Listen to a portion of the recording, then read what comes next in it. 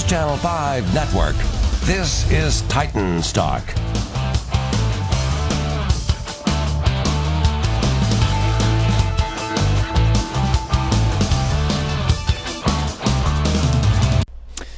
Hey there, Titans Talk on your television. Steve Layman here with you. Glad you are here with us on this Monday night on News Channel 5. Plus, another victory Monday for the Titans. They won their third straight game yesterday, beating the Ravens by a final of 23-20. Come off the bye week, you get that win at home. Now you set yourself up for the second half of the season. A first-place team with their sights set on reaching the playoffs for the first time since 2008. It wasn't always pretty yesterday. As a matter of fact, at times it was kind of ugly. It was a bit of a slugfest against the Ravens team, like those games against the AFC North teams often are. But you have to like the fact that when the chips were down in that game, the Titans made play after play after play, whether it was the turnovers, interceptions by Kevin Byard, Wesley Woodyard stopping a fourth down in Titans territory to start the fourth quarter. The offense, after the Ravens finally did score to cut it to a three-point game, driving the field 75 yards and getting a touchdown to essentially put it out of reach at that point. When they needed to make plays to win the game yesterday, the Titans did. And that is something I think you can hang your hat on. From the first half of this season, they sit here at 5-3, and I'll be the first one to say this. I don't think the Titans can play the final 8 games of the season the way they played the first 8 games of the season and win the division. I just don't think they can. I don't think they have played that well up to this point. But what you can hang your hat on is the fact that in the games where they have been there and had a chance to win, they've made the plays that counted. They've made the winning plays. I mean, even Cleveland a couple weeks ago, that was a dreadful game to watch. It was just bad football, by and large, on both sides. But at the end of the day, when it was time to go win the game, the Titans made plays. The defense stepped up, got stops, got 3 and outs in overtime. Special teams gets a nice return. Offense gets a couple first downs. Ryan Suckup knocks home the field goal, wins the game. It wasn't pretty, but it's a win. And at the end of the season, that is ultimately all that matters.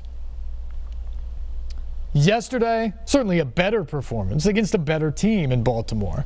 But again, you're not going to win any awards for how you played in that game yesterday.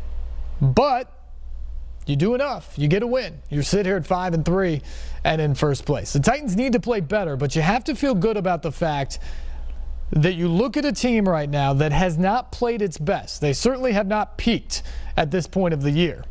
Yet they sit here in first. So I feel like you look at it two ways, and this is my question to you guys tonight. Feel free to call us up, 737-7767, to talk about this.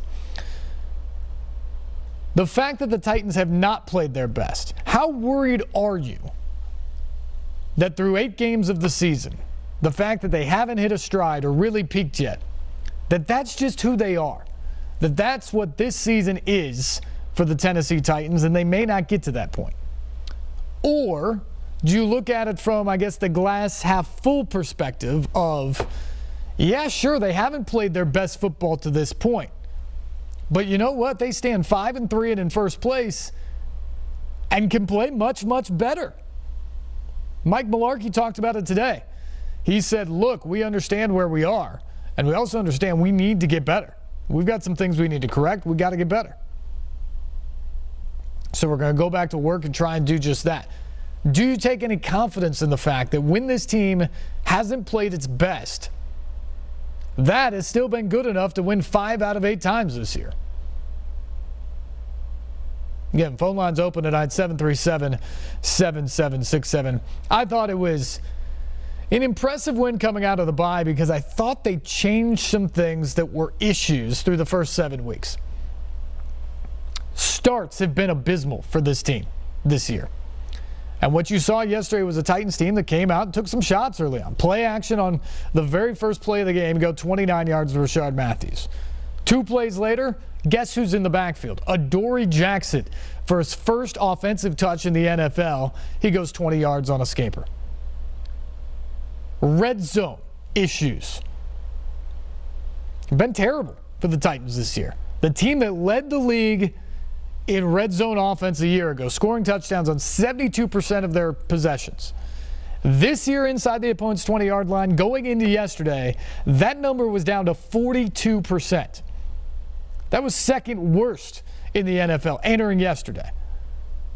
So what do? There's a couple adjustments. They go heavy more, they run the football, but they were also more creative, I thought. First opportunity in the red zone in the game yesterday. Ball at the 17-yard line. 1st and 10 at the 17. They line up as if they're going to pound it at Baltimore. And instead they go play action. They get a one-on-one matchup with Rashard Matthews, who has been the team's best receiver this year, and he gets the touchdown catch. That's your first score yesterday. The final score yesterday, a rollout pass that gets Mariota moving, gives him kind of that run pass option there, throw back to the other side of the field. It's good scheme. It's good play calling.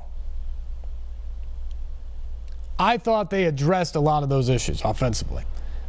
They didn't run the football as well as they would like to yesterday, but maybe give some credit to that, to Baltimore's defensive front, which is a really good front seven.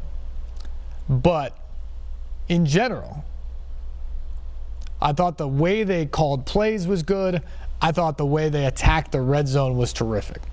So you got to feel good about that moving forward for the offense. You also have to feel good about the general health of this team. I thought Marcus Mariota looked healthy again yesterday. He ran that one play off to the sideline where he hurdled a defender to avoid a hit. He didn't run a ton yesterday, but I think if he had to, he could. And that's good because the last couple of weeks, that was not going to happen at any point. So it's good to see Marcus Mariota look to be healthy yesterday. DeMarco Murray keeps gutting it out through a bunch of different injuries. He suffered a knee injury yesterday, so we'll see how that affects him this week. But he continues to just battle and battle and battle. Delaney Walker did the same thing yesterday. But having Corey Davis back, the numbers weren't huge, but his impact on the game, being able to stretch the field and give you another sort of prolific pass-catching option, just massive to what this offense can be as the season moves along. So you love to see those types of things. You love to see that health coming back.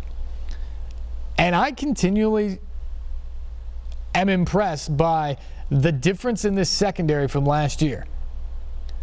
Are they the best secondary in the league? No. But they're making plays at this point.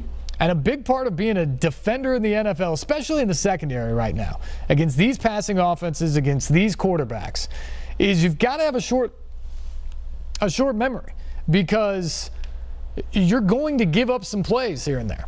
But you've got to be able to make some plays here and there too. And what we've seen from this group is a bunch of guys making plays. Logan Ryan made several plays downfield yesterday to break up passes. A terrific play on Kevin Byard's first interception. And by the way, how good is Kevin Byard right now? A franchise record 5 interceptions over the past 2 games. He's now got an NFL best 6 for the season. This is just a second-year guy. He's been in the league for a year and a half out of Middle Tennessee. Absolutely looks like a playmaker. You get Jonathan Cyprien back next to him yesterday. Denora Searcy's been really good when he's been in the game this season. And then how about Adoree Jackson? We talked about him on the offensive side of the ball. Well, the reason he got drafted was to come in and shore things up on the opposite side of Logan Ryan. And I think he continues to get better and better each week. He's tackling guys, and he's sticking right with some of the best receivers that other teams throw at him. So I think that is incredibly impressive, what you've seen from this Titans secondary starting to grow up, starting to mature a little bit. And even over the last few weeks, I mean, they started the year, the first 3 weeks, they were ranked right near the bottom of the National Football League. It's close to where they've been the last few years, pretty much 30th in the league. That's all the way up into the upper teens now, just off of 3 or 4 games where they've really started to step it up. So that is great to see. We want to hear from you tonight. 737-7767 is the number. Tell us your thoughts on yesterday's game. Were you happy? What was the atmosphere like when you were there at the stadium?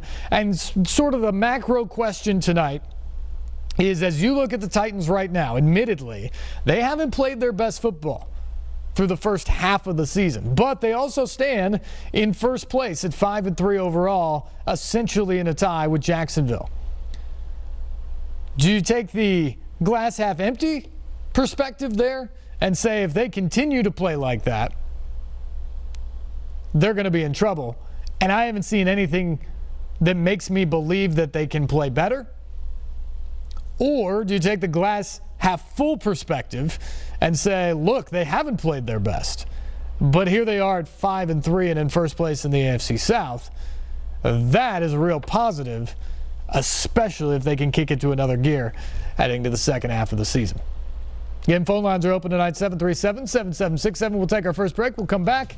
More Titans talk on the way right after this here on News Channel 5+.